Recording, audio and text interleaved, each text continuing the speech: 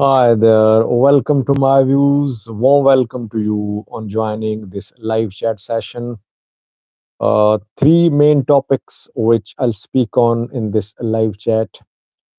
Firstly, let me welcome the participants who have joined. Then I'll share a roundup of today's main topics.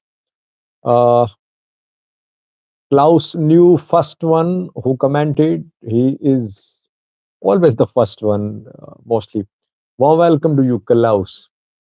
Uh, Klaus always makes me remember what I studied in my master's degree program. I studied Dr. Faustus, a play by Marlowe, uh, and I loved that play. Faustus and Klaus, there is some similarity in these names. And Klaus is from Germany as well, I think. Tekle Kisai says hello. Abdul Aziz Ali says good evening. Alex Azio says hello. Raya Amhara, hi. Muhammad Farah says hi, brother. Jafar Jamal, Assalamu alaikum, says walaikum assalam. Jafar, peace and love member, joined to welcome peace and love. Peace and love is a very regular follower, watching me for years. One of those followers who keep me going. Thank you, peace and love, for joining. Alex Zio Ambacho, Shafo, well joined to another brother. Warm welcome to you, Shafo, well. Shafo is also a member. So two members have joined so far. Anthony Damise says hi. Tiabu Mangisha, Muhammad Mekashao, Dorian T. Loge says Sadid is the man. Thank you, Dorian. Adam Ahmad Ibrahim, how are you? I'm fine. Ahmad Hirad, hello. Nahom Architect says good evening. Abba Gata says hi. Sajid Ved Toker says welcome. Sam Sikiye says hello. Yusufe Birhane says what is that? Malin Tajir joined too. Hi Sajid, what is new about the MOU? I have one new story about this MOU today. Core Deng joined too after some time. How is security in Bahir Dar? I'll speak on that. AM Hirsi joined as well. ZZZ joined. Muhammad Yusuf here says Assalamu alaikum, brother Sajid. AZ King, a member, joined. To third member today who has joined is AZ King. Warm welcome to AZ King. Umar, Tamaskan Muhammad, Milako, Jacob Jericho. Jacob is back after some time, I remember. Burji Suyama, YT, Ediso Abate, Getacho Tamine, Ahmad Hirad, Mulugata Shimalis, Samuel Saifu, Abdi Wahab, Fisiha Daud, Ibrahim Kaso, S. Abjun Arage, Geta Hunwasi, Fano Media, Somali Region News, Fahmi Musa, Hello, Arfaine, Ibrahim Kaso, Abdullah Shino, Johannes, Hamza, Minghan, J. Thank you for joining. Warm welcome to all of you. Let me share a round up of the main news stories. Firstly, we'll analyze a little what happened in Bahir Dar today. I did three videos, one by Sara, two by me. So what happened there? What could happen in coming hours? Secondly, bad news for Ethiopia from Somaliland. I see it a really disappointing development from Ethiopian perspective and very encouraging development from Somalia's perspective. Thirdly, Djibouti's troops entered Ethiopian territories this week. Where is Ethiopian military? Where is Ethiopian government? What happened?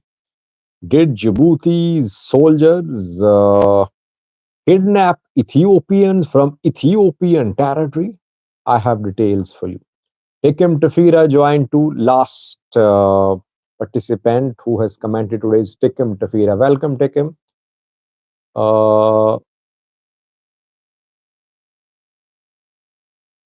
Now let me start viewers. Let's start from Bahir Dar. Can I start viewers? David Abdullah HE Hinsarmo says Salam. Hinsarmo contacts me by email as well, through email too. We stay in touch. Let me start, viewers.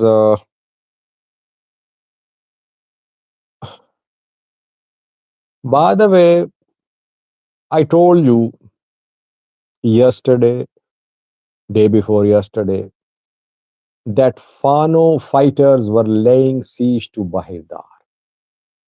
That sooner or later, Jacob, I am reading your comments.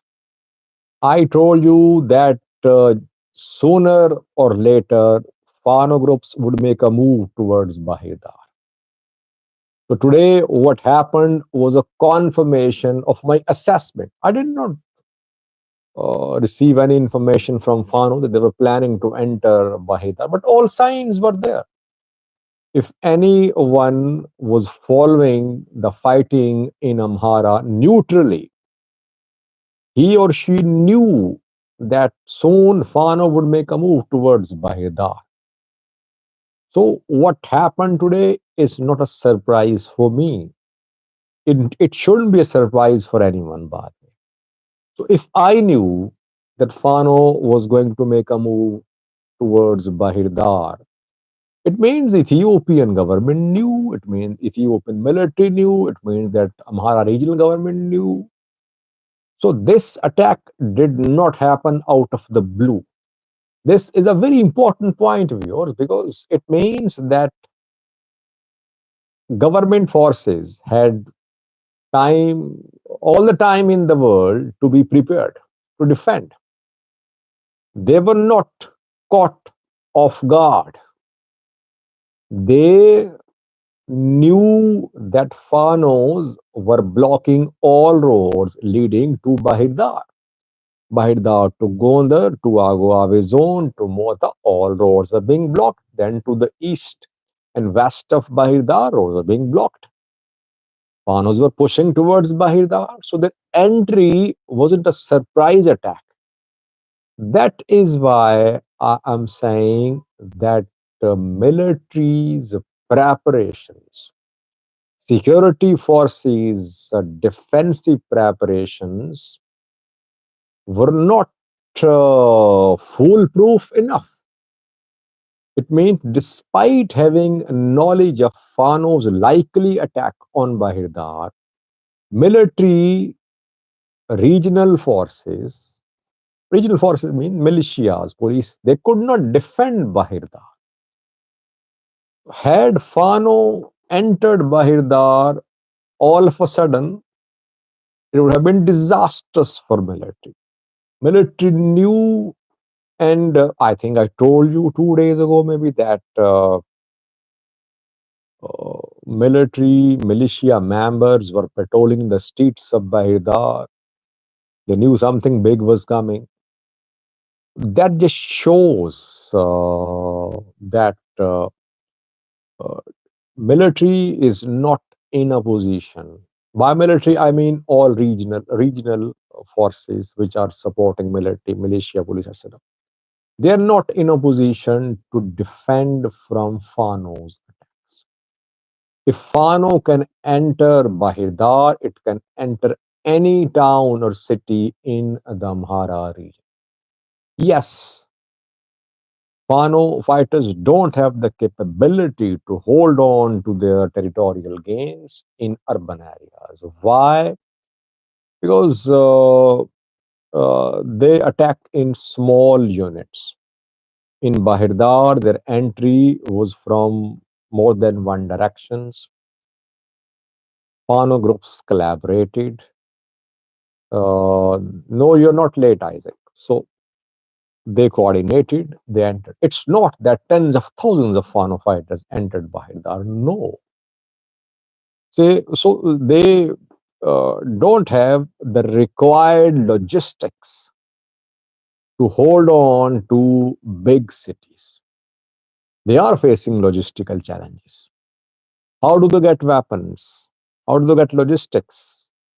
I don't want to disclose how they are surviving, how they're arming themselves. It wouldn't be perhaps appropriate.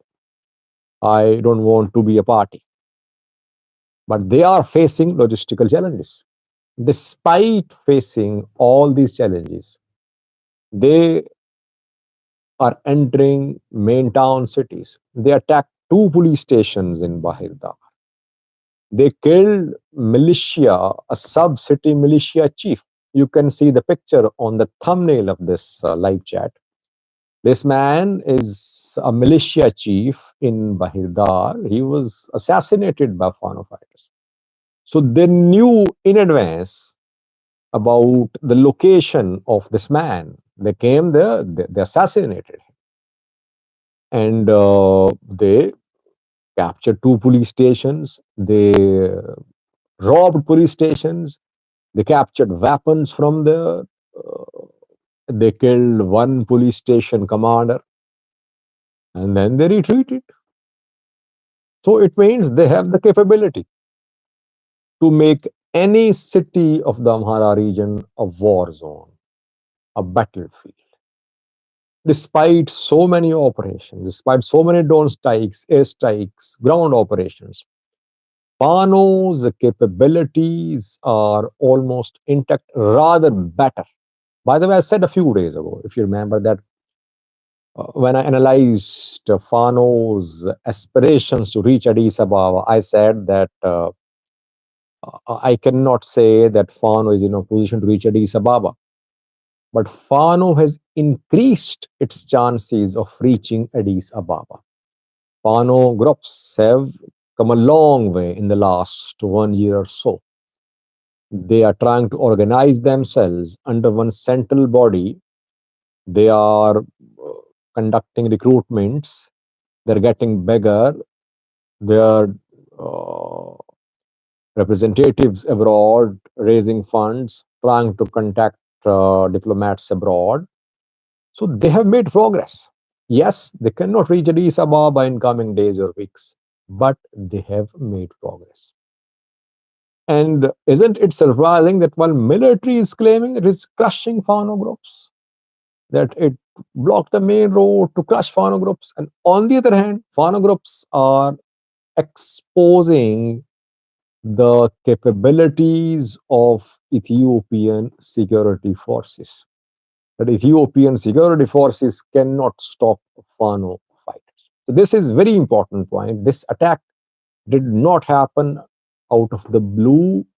Everyone knew, despite having knowledge, military could not stop Fano fighters from entering Bahir Dar. Now, secondly,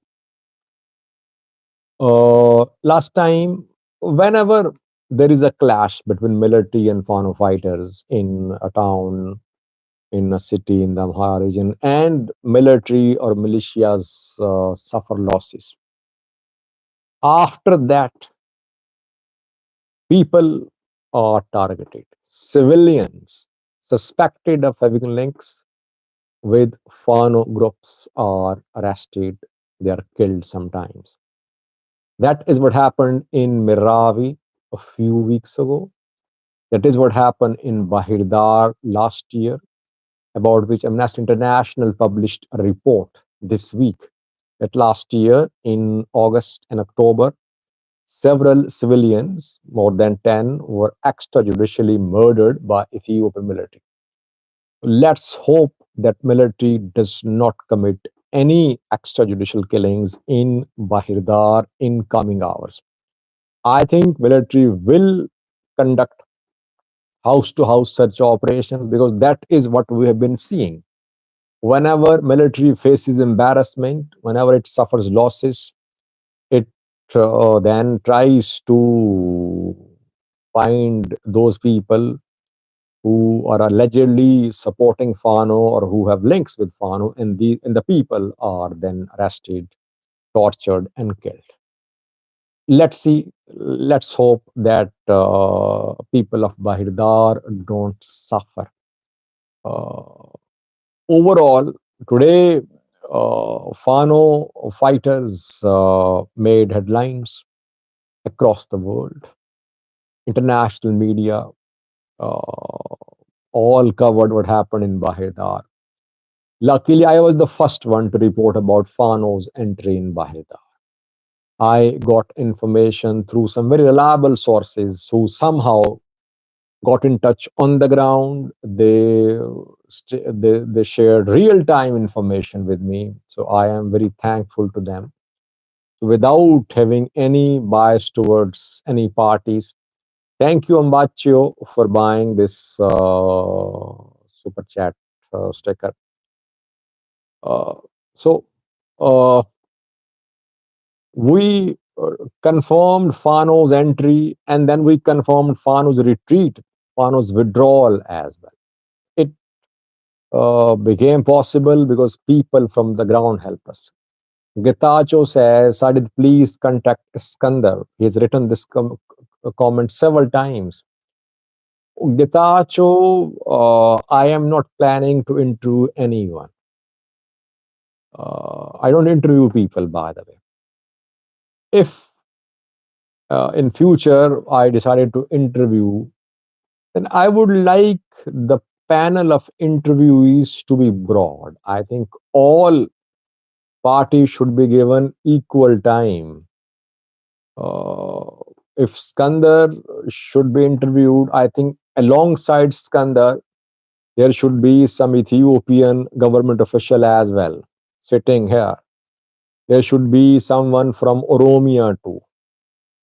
That is how we can ensure impartiality. Let people hear the views of all the parties. So that is why I avoid interviews. My format of presentation is that of videos and live chats. So today's Fano's operation, I think, exposed Ethiopian military. How many Fano commanders were killed in today's operation by the military? Because military claims that it was basically conducting a clearance operation, and Fano and entire Bahir Dar has been cleared.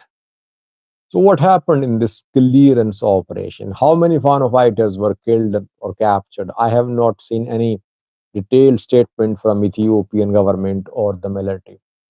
But the military has been making very tall claims recently. Yesterday and day before yesterday, military claimed it had killed hundreds of Fano fighters in different parts of Gujum.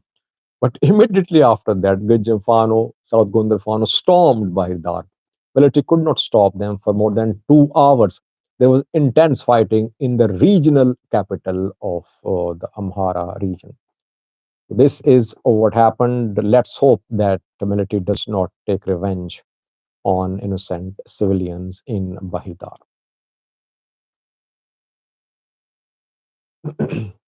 Now, secondly, viewers, where is Moni Moni? Someone is asking. I don't know. I tried to contact him. I am worried about Moni Moni.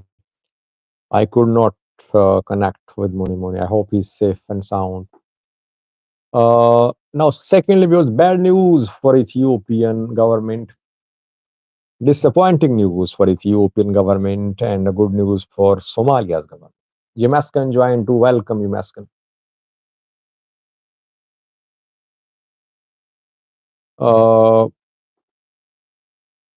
Somaliland Ethiopia MOU signed on the 1st of January. It was due to turn into an agreement within 1 month, but so far no progress in terms of actual signing of the agreement. Though reportedly the two sides are holding discussions and maybe they might reach some sort of agreement, but so far it's just an MOU. Big development happened a few hours ago in Odal zone of Somaliland, through which Ethiopia wants to pass to gain access to the sea. In Odal, there is Lohaya, where Ethiopian government wants to establish a naval base. In Lohaya today, tribal elders held a meeting. Right from Lohaya, from the beach, from the coastal area, the elders issued a statement. With sea in the background, these elders issued a statement. We have seen some statements of Odal elders, but they spoke from Somalia. And most of them are not based in Somalia. But this statement today came right from Lohaya, where Ethiopia intends to establish a naval base. In Lohaya, a sub-clan of Agada Barsi held a meeting today. Name of this sub-clan is Bahir Dar. It is part of Gadabarsi. Gadabarsi is the largest tribe, I think, in Odal. Somali Isas are here too. But this Gadabarsi, thank you, Tikim, for buying this super chat sticker. Bah Heber Mose clan issued a statement rejecting Ethiopian desire to gain access to sea and to establish a naval base in Lohaya. The clan leaders said that they'll protect their sea. They will not let anybody set foot on Lohaya in Lohaya. It's a big development. Yes, there are splits. It's not that entire Gadabarsi tribal elite is rejecting the MOU, but I see today's statement first major blow to Ethiopia-Somaliland MOU. These tribal elders had the courage to go to Lohaya and send a message from there. You can see their picture on the thumbnail of this live chat. The thumbnail shows the Somali tribal elders sitting in Lohaya with sea in the background. Thank you, Shafo well for buying the super chat sticker. With sea in the background, they issued a statement vowing to protect their coast, their sea. It means hard times ahead for Ethiopian government. How will Ethiopian government meet this challenge? Challenge not only for Ethiopia, but Somaliland as well. Yeah, are you listening to me? Yaya is asking about Ethiopia-Somaliland MOU. That is what I'm talking about, yeah. So,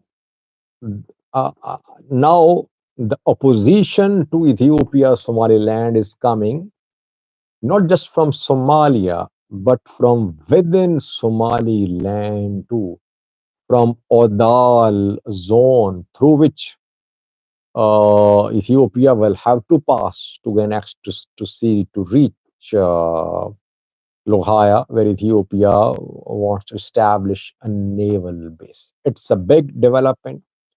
Somalia is backing unionist elements in Somaliland. Somalia is backing those elements which are part of Somaliland, which wants to remain part of Somaliland, but which are against the MOU. And Musibai Abdi's government is trying to create a unity for the implementation of the MOU. It seems that government, Musibai Abdi's government, is going to face serious challenges, especially in Odal, where this place is located, where Ethiopia wants to establish a naval base. Let's see how the two sides handle this issue. By the way, Farmajo is back. Abdullahi Farmajo, former president of Somalia, who lost election in 2022 and then he went abroad. He stayed in Turkey and Qatar mostly. Today he returned to Somalia over the issue at a very crucial time when Ethiopia-Somalia tensions are rising, when Hassan Sheikh's government wants to introduce constitutional reforms, when there are tensions between Puntland and federal government. Farmajo is back. What role will he play? Will he play a constructive role? Will he back Hassan Sheikh's government?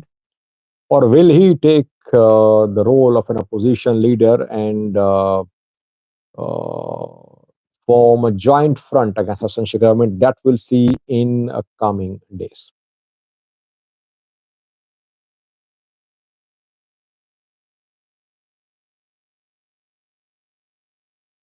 Toti says, very strange how you get such real information. It's not very difficult, Toti.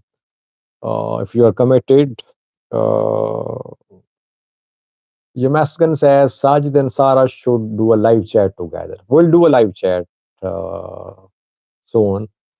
My daughters want to interview me, by the way. So maybe we'll do some interview. Yeni Musica joined too. Good evening, Sajid. How old is your daughter? Don't ask anyone's age, especially girls' age, women's age. Now, thirdly, was Djibouti. This development on Djibouti Ethiopia border is not being reported by Ethiopian media. Very interesting. It for me, it's a major development because when the troops of a neighboring country enter your territory, it's a violation of your sovereignty and territorial integrity. It means that either the security forces are unable or they are not giving attention to what is happening on the border. Uh, 5 to 6 days ago, if you remember, I did a video. I told you about an attack by FRUD, Front for Restoration of Unity and Democracy in Djibouti. They carried out an attack on Djibouti's troops uh, in Djibouti, though not far away from Ethiopia-Djibouti border. FRUD are far fighters, and FRUD is a political party too. It is an armed group too, like Olaf. FRUD fighters stormed the military camp. They destroyed military vehicles. You can see the destroyed military vehicle of Djibouti's military on the thumbnail too. And they captured some weapons too. They fled. They killed Djibouti military officials as well. And after that, Djibouti soldiers this week entered a far region of Ethiopia.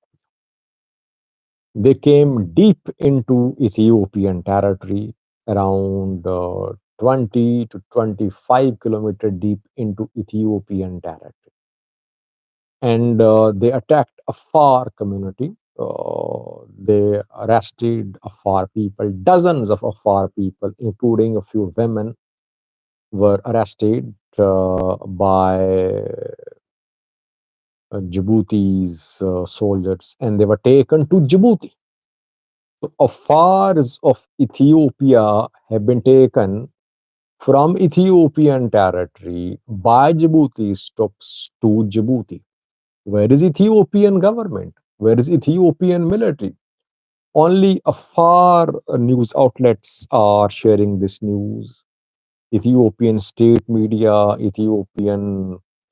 other Ethiopian big channels, social media, activists, YouTube channels are not giving coverage to this development. It should be covered. Djibouti's government has no right to enter Ethiopian territory. Yes, uh, whenever there is Somali-Isa conflict in Ethiopia, we see its blowback in Djibouti. And whenever there is fraud attack in Djibouti on Djibouti's military, we see its impact on Ethiopia. So it's not new, but Ethiopian government should take a position. Otherwise, it means that Ethiopian borders can be breached by neighboring forces. Neighboring forces can enter Ethiopian territory whenever they want to. Can we say that Ethiopia is harboring food fighters? That is why Djibouti's soldiers entered Ethiopian territory, take revenge, to dismantle crude infrastructure in Ethiopia. We don't know. Maybe fruit is operating in border areas, Ethiopia, Djibouti border areas, not in Eritrea, I think. But if fruit is operating in Ethiopia, I think Djibouti's government should raise this issue on government level. Djibouti's military cannot unilaterally enter Ethiopian territory and abduct Afar people from Ethiopian territory. Let's hope that Ethiopian government handles this issue and raises this issue with Djibouti's government. Now I can take your questions. 31 minutes have passed. I have 15 more minutes. I'll read your comments and take your questions.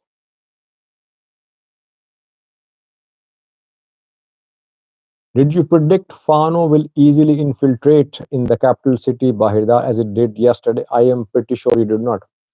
Oh, no, I did not predict about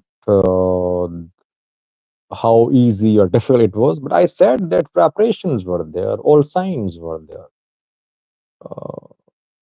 The ease with which they entered showed their planning. They knew from where to enter. They knew where military is deployed. They knew where militias are deployed. So they had all the information required to launch this operation. I have been saying they were very sophisticated intelligence collection network. Ethiopian military's intelligence network in Amhara is basically a failure, I think. Fano groups have a much better and effective intelligence network system. That is how they're able to carry out such attacks. Minghan, can Fano and Ola join together, or they won't join? By the way, they won't join. If Fano start, Kira join too. Welcome, Kira. If Fano start getting stronger, it would ring alarm bells within Ola circles. If Ola start getting stronger, it will cause concern in Pano circles. They won't unite. There is no common agenda on which they can agree. Both complain marginalization. Pano groups claim Amharas are being massacred.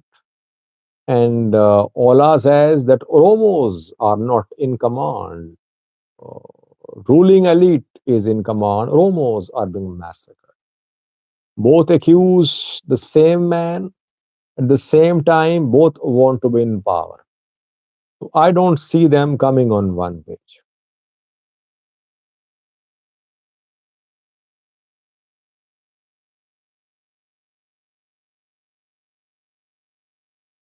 Is Ethiopia committed to establishing a port in Somaliland, or is it still testing the waters? 010. Well, Ethiopia is committed, Somaliland is committed, but opposition is also committed. Those who are opposing are also as entrenched in their opposition as steadfast Ethiopia is to implement the MOU. So, who will blink first? That remains to be seen.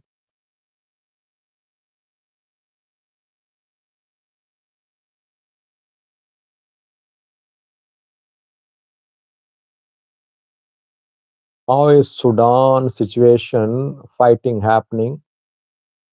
Uh, I'll do some separate videos about Sudan. I think RSF has been checked a little in Sudan. The way they were sweeping towards Ethiopian, Eritrean borders, their advance has been checked, I think. The Sudanese military launched some offensives towards Umedurman, uh, and that forced RSF to check its march towards Ethiopian Eritrean borders. In Al Jazeera state as well, RSF is facing opposition. And RSF leader busy. I think he has not returned to Sudan. He visited several countries. He was in Libya. He is still in Libya, I think. And Burhan was also in Libya, if you remember. Both are trying to get allies in the region. Intensity of fighting decreased a little, I think, on the ground. Several diplomatic channels being tried, talks in Saudi Arabia going to resume as well, uh, talks in other countries already held in Egypt, in Eritrea, in Chad as well, in Kenya too. I think they met, but no results so far.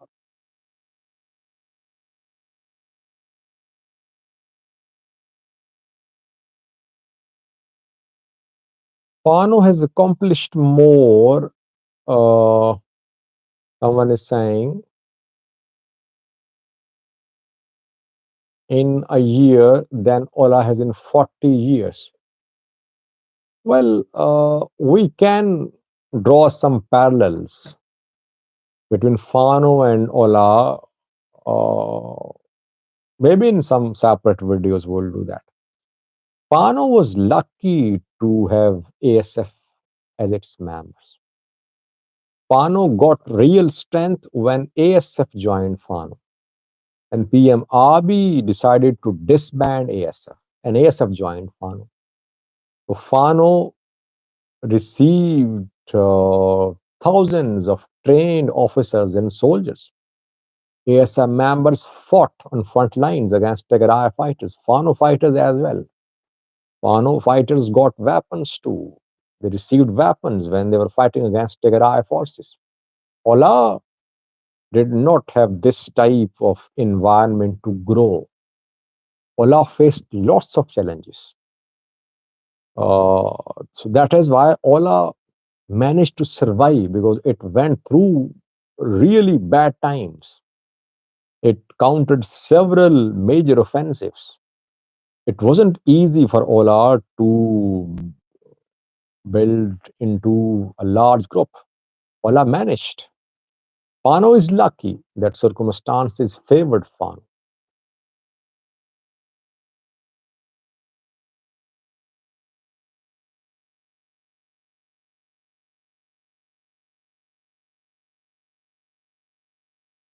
Zainab says, I have a question. TPLF created Al Shabaab, right? And funded them. I don't know. I don't know who created Al Shabaab. But right now we know that Ethiopia is fighting against Al Shabaab. Ethiopia wants to keep Al Shabaab away from its borders. Kenya also wants to keep Al Shabaab away from its borders. Now, all countries in the region say that Al Shabaab is a common threat.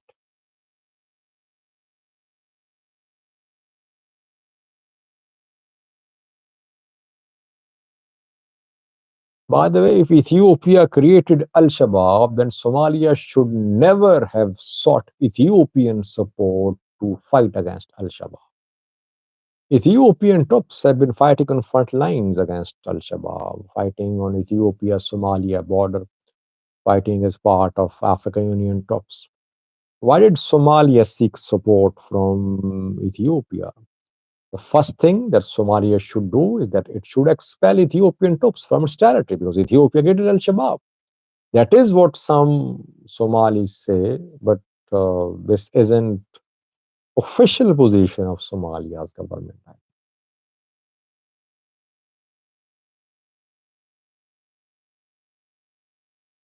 Sadail says, what about Bahir Dar? I spoke on that for around 20 minutes at the start of this live chat.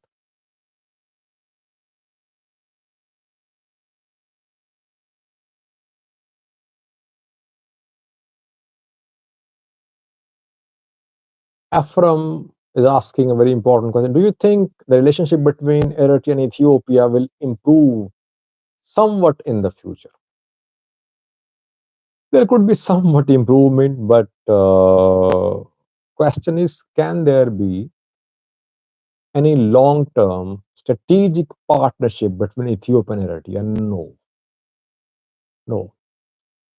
So much mistrust between the two sides that there's no possibility of any strategic partnership, no economic integration, no joint future planning. Abiy is not reliable for Isaias. And for Abiy, Isaias is very very rigid, not flexible. That is why no signs of any long-term strategic partnership. Relations could improve a little.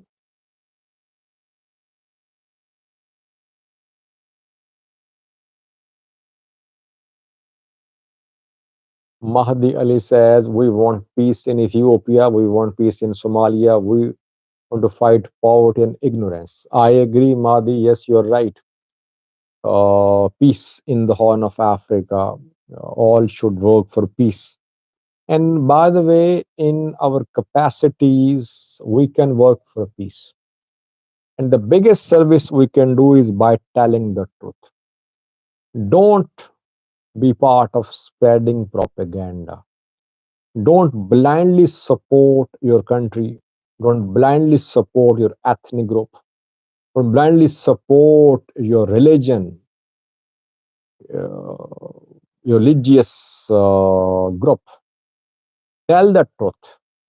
That will solve so many issues. Problem is that we defend our countries, our ethnic groups, and that is how we become part of spreading propaganda, spreading fake news, spreading hate. We should avoid that, I think. Tell the truth no matter what happens.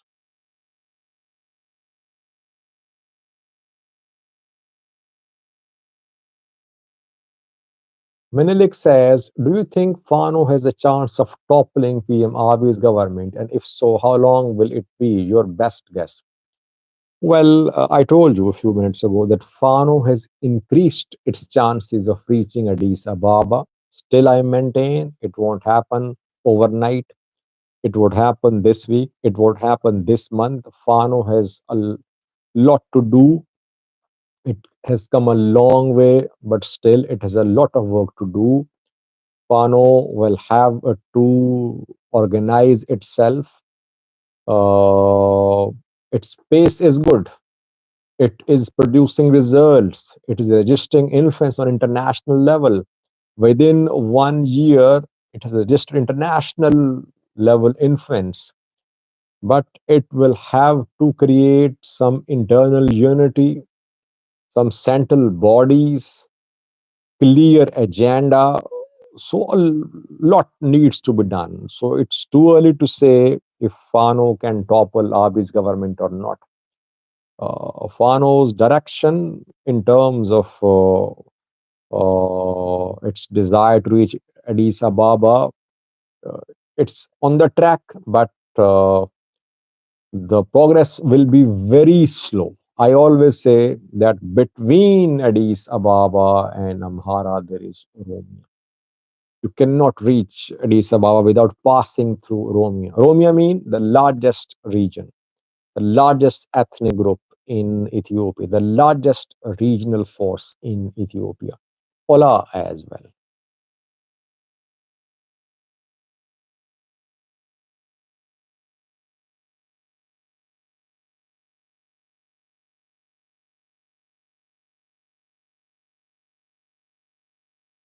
Kira says if TPLF can't overthrow PM Abiy last year, I don't see any small group can do any harm to the federal government.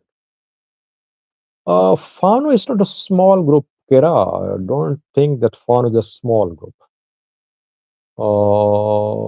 They are getting bigger. Fano groups are getting bigger with every passing day. They have huge public support. And keep in mind, Amhara region is a bigger region. You cannot compare Amhara and Tigray. Amhara presence in Addis Ababa as well. Amhara influence in the church too. So yes, difficult for any group to bring about change in Addis Ababa. But I think Fano is learning from the mistakes of Tigray fighters. One thing which Fano will have to know, and maybe they know, is that they cannot bring about any change overnight. If people are expecting that this month, next month, Fano will be in Addis Ababa, we will be gone, it won't happen. It's a long war. It will take years, I would say.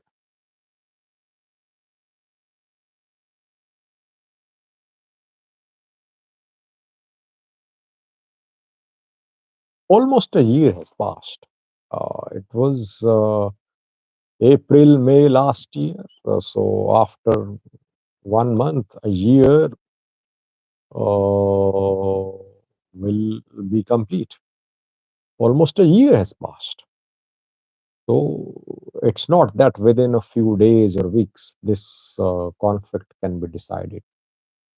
Because 47 minutes have passed, I think we should end this live chat. Three topics I covered. I did some videos today as well. I did four videos today, I think, one by Sarah. I did three videos, then this live chat.